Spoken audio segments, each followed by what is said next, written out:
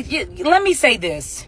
Be careful of the people that come into your life when you are going through it, right? When you are in a state of depression, a state of sadness, when you're vibrating low, when you're not your best self. Because what happens is we go through it with finances and family and businesses or at work or with friends.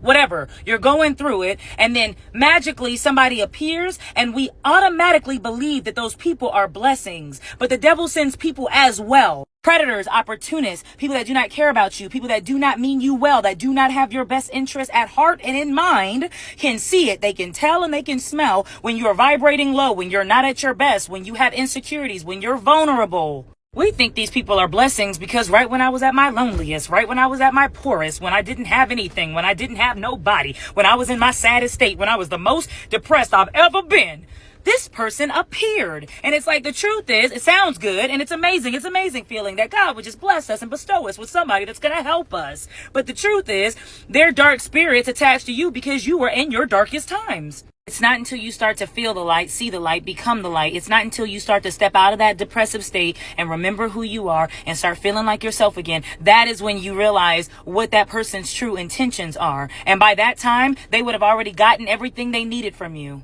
And that's okay. Listen to me. That's okay. They took it. They got it. We can get it back. I don't care how long you spent with them, how much time you spent with them, how much access you gave to them, who you introduced them to from your family. I don't care what titles you've given them. None of it matters. You're going to cut them off. You're going to distance yourself. You're going to start to move accordingly. What you're not going to do is internalize that shit.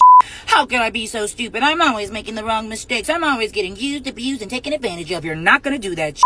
Okay, we're going to thank God for revealing who this person was and what their intentions are. And then we're going to move with discernment in the future. Okay, I'm not going to say that you will never be depressed again or that you'll never go through a dark time. But I will say that when you are in that mode, when you are in that state, you will be able to find out who came in your life as a blessing and who came in your life as a lesson. And we're going to have fewer and fewer lessons. Okay, hallelujah. That's it. That's all. Every cutoff don't need a conversation, and that's just how I feel. Yes, people do be knowing what they doing, right? Like, that's one reason. You don't have to have a conversation because people know what they be doing. Also, sometimes people don't know what they be doing, and that's the problem. The fact that I have to teach you that that was wrong or weird is the problem itself. Therefore, we don't need to have a conversation. Because as women, right? Let's talk about friendships amongst women. As women, we are always talking about not wanting to raise a man or coach a man to be your man, right? I don't want to coach a grown woman either. I don't want to have to spoon feed you girl code. You should know it. You should know it. Now, some things I'm okay with teaching you. Some things I'm okay with being like, all right, sis, I ain't like that. That was a bit weird. You feel me? Whatever. Because you do have to get to know people, right? You have to get to know what my expectations are, my standards, my boundaries, so on and so forth, right? Like, just like I have to get to know you and what you like and what you don't like. But some stuff, I feel like it should be unspoken. And if it's not, that itself is the problem. It's not even a matter of, oh, she knew what she was doing. Because she may not have known what she was doing. But the fact that you didn't know that that was wrong is the problem. There are people who will never admit to you that they are not your friend. And they're not going to do it because they benefit from having you as a friend. But you're not benefiting from having them as a friend because they don't even consider you a friend. In fact, behind your back, let me tell you, friend, what they be saying is, she think we're friends, but she ain't my friend. 10 signs that you're in a false friendship. Get your notes because I'm about to learn you something. Number 1, they never support you. Ever. Not physically, emotionally. Get real.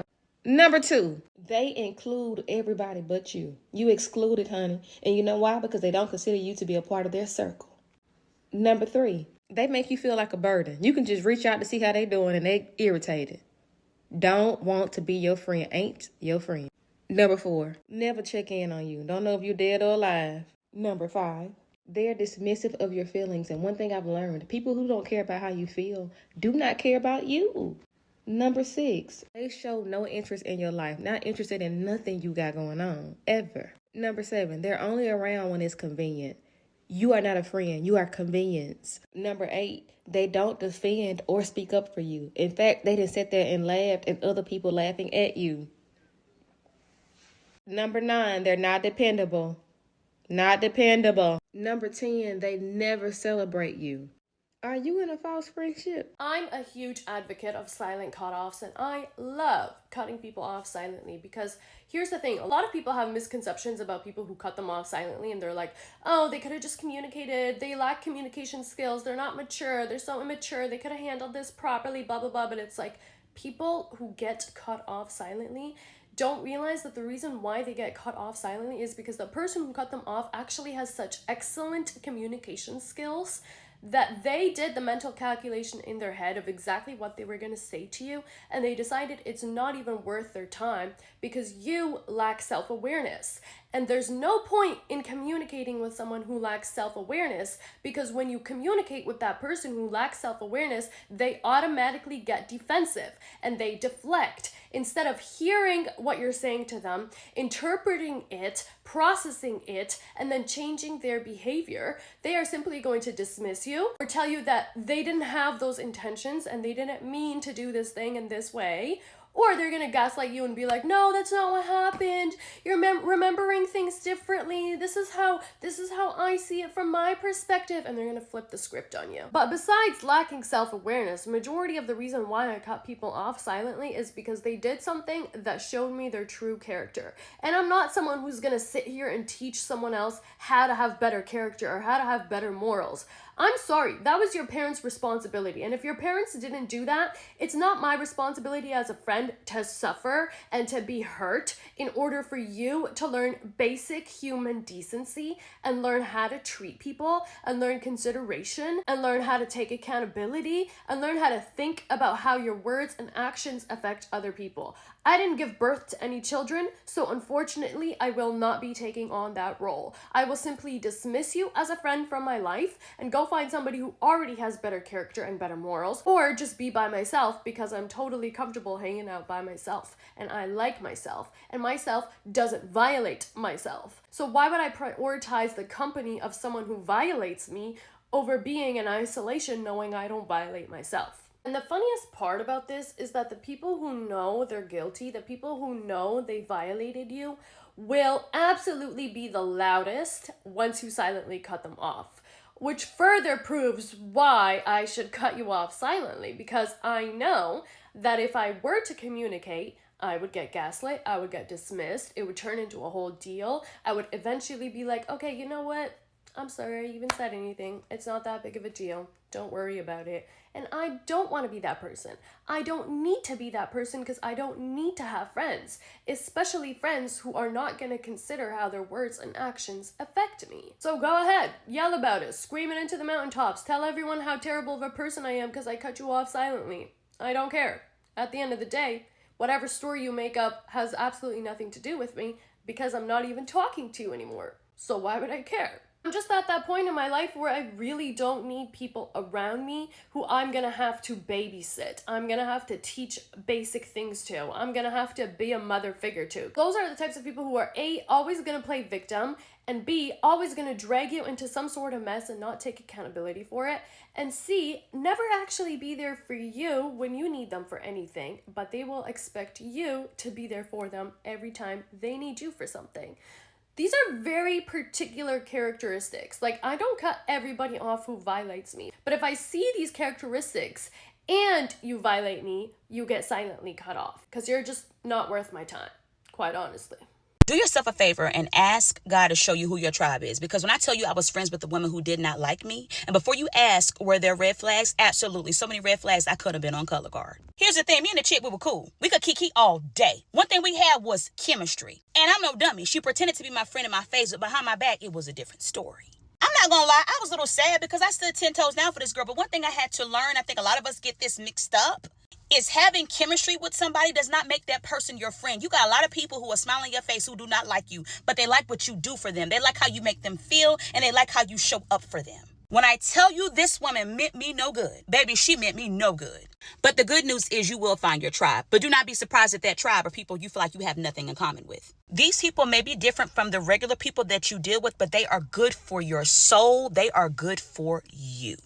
And if you have some of these traits, you may also be the red flag. All right, you're still here, so let's get into it. Number one, boy crazy. Everything I'm mentioning in this video is on a spectrum, so you're either really low in this or really high in this. If your bestie is boy crazy, every conversation you have with them eventually leads back to men. Their life revolves around men. They are obsessed with both male attention and being in a relationship.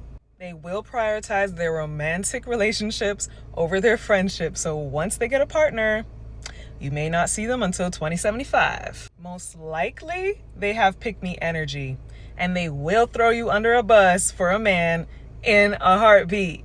Next up, we have the victim.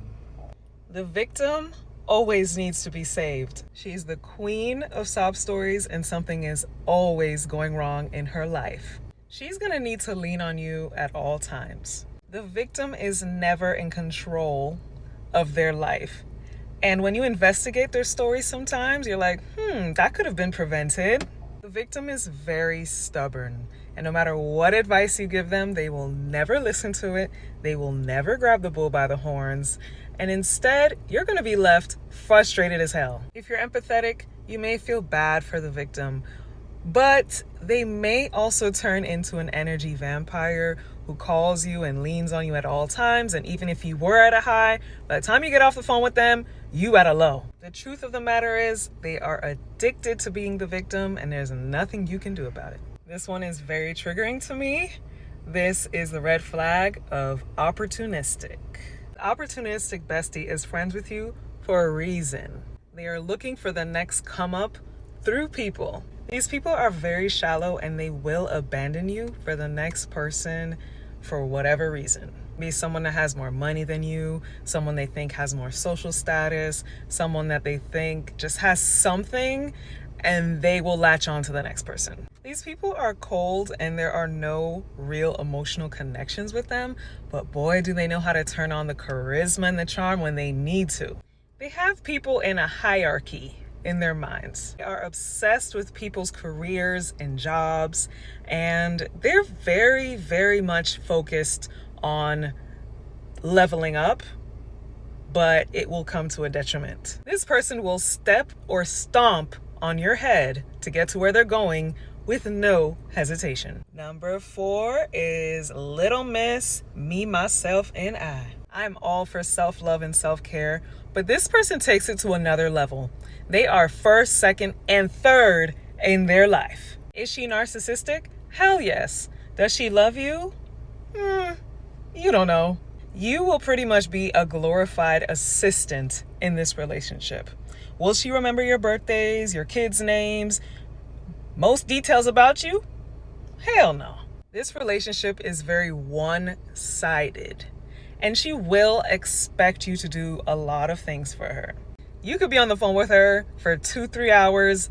She won't ask you one question about yourself. If you have this friend in your life, you need to probably go into therapy, counseling, or being an assistant, because at least you could get paid for your services, sis. Saving the best for last, this is the finale. We have bad mind. Bad mind is a Jamaican word, yes, I'm Jamaican, which describes someone who's malicious, competitive, wishing horrible things on you, very jealous, and they keep it on the low. This friend is the ultimate hater, and the easiest way to actually spot them is through their hateration, because they will be hating on a lot of people. They may say things like, why do they get so much attention? Why do they get so much love on social media? Why do they think they're so cute? Something of that sort. Everyone rubs them the wrong way. Remember, if they can't feel good things for other people, they can't feel good things for you. This person is plotting on your demise. They are competing with you. They are not wishing you well, and they keep you close so they can spy on your life. This is the most toxic red flag there is. If they feel you pulling away, they will be upset. They will say you changed up. They will not like you glowing up, growing up, doing anything to level up. It's all a threat to them. Bad mind is present in a lot of movies where a friend ends up the other friend. Yeah, These things happen in real life, they happen on screen, they are threats to your survival, your success, your secrecy, anything you have going on. Cut them off like cancer. Get rid of them. Don't feel bad about it, and make sure you do it quickly. This concludes the top 5 red flags. Let me know if I should do part 2. Narcissistic friendships are just as toxic as narcissistic relationships, but they're a lot harder to spot. Here are some signs to watch out for. We talk a lot about narcissists in romantic relationships, but what about in friendships? A friend who's a narcissist doesn't just drain you, they use you. They make everything about them while giving you the absolute bare minimum in return. And the worst part, because it's a friendship and not romance, it's a lot harder to recognize. Here are some warning signs. Number 1, they love the spotlight, but only when it's on them. So they dominate conversations, they'll interrupt you constantly, and they'll shift the focus back to themselves. But the second that you need support, they tune it out, they downplay it, they somehow make it about their own struggles. Everything feels like a competition with them. They can't just be happy for you, they have to one-up you. If you get a promotion, they've already done better. If you had a rough day, they had a worse day. In their mind, every moment is a chance to prove that they're superior. They disappear when you need them most. That's another sign. They love being around you when you're fun, when you're successful, when you're useful, but when you need actual support, they ghost, dismiss, act like you're a burden. Sign number 4, they will give you backhanded support. So a lot of the compliments will feel like insults in disguise. Oh, like, wow, I wish I could get away with wearing that. Or, wow, I wish I didn't care about what I ate like you do. Or they constantly joke about your insecurities and say that you're too sensitive when you call them out. And sign number 5, you feel drained, not energized after spending time with them. A good friendship leaves you feeling seen, supported, valued, but a narcissistic friendship leaves you exhausted because you're constantly walking on eggshells or trying to prove your worth. A real friend wants to see you win. They support you when you're struggling. They treat you with respect. If you constantly feel used, dismissed, drained, that's not a friend.